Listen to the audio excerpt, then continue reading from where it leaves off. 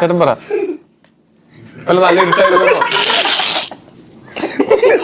വിജനതയിലൂടെ ഒരു ജീപ്പ് പോവുകയായിരുന്നു. ഓ thriller genre പിടിയിട്ട് thriller. ആ ജീപ്പ് പോയി കഴിഞ്ഞപ്പോ ഒരു സൈക്കിൾ ഇങ്ങോട്ട് കോമഡി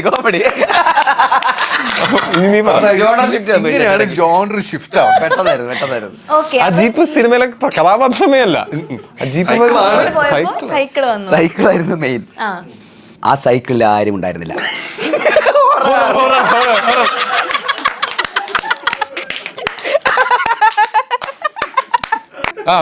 ബാക്കി പറ. 3 ജോണർ മാറി. ആ സൈക്കിൾ ഇങ്ങനെ തനിയെ പോകുന്നത് ബസ് സ്റ്റോപ്പിൽ നിന്ന് 2 പേർ കണ്ടു. അവർ ആ സൈക്കിളിൽ എന്തായാലും ബസ് വരാൻ ഇനി സമയം എടുക്കും. സൈക്കിളെന്ന് അവർക്ക് ലക്ഷ്യസ്ഥാനത്തെത്താൻ അവർ ആ സൈക്കിളിൽ കയറി. ആ സൈക്കിൾ നേരെ പോയി ഒരു പാടത്തേക്ക് മറഞ്ഞു വീണു. അവരുമായി ഔച്ച്.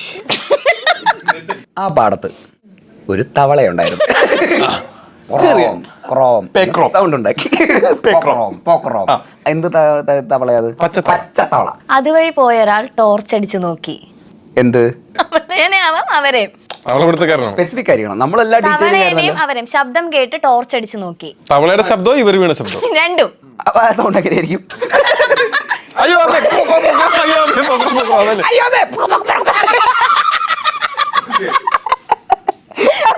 നമ്മളിപ്പോ എവിടെ എത്തിയിട്ട് ടോർച്ച് അടിച്ചു നോക്കി. അവര് തിരിച്ചു നോക്കി.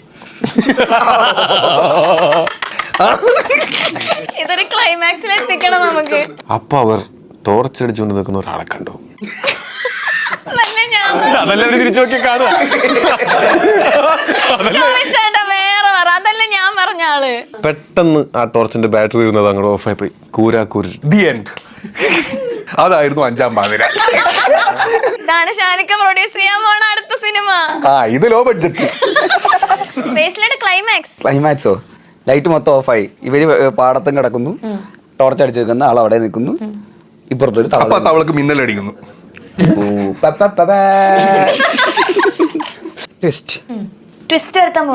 അന്ന് ടോർച്ചിന്റെ ആവശ്യം ഉണ്ടായിരുന്നില്ല. അതൊരു പൂർണ്ണ ചന്ദ്രനുള്ള ദിവസമായിരുന്നു. അപ്പൊ കൂരാക്കൂരിട്ട് അത് ക്യാൻസൽ. ക്യാൻസലോ? ഞാൻ പറഞ്ഞിരുന്നു. അപ്പൊ അന്ന് അമാവാസിയാണല്ലേ?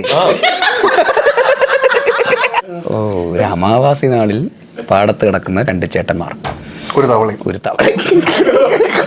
എനിക്ക് തോന്നുന്നു ഇത് ക്ലൈമാക്സ് ആക്കാൻ തോന്നുന്നു നമുക്ക്. ടോയ് ചേട്ടന്റെ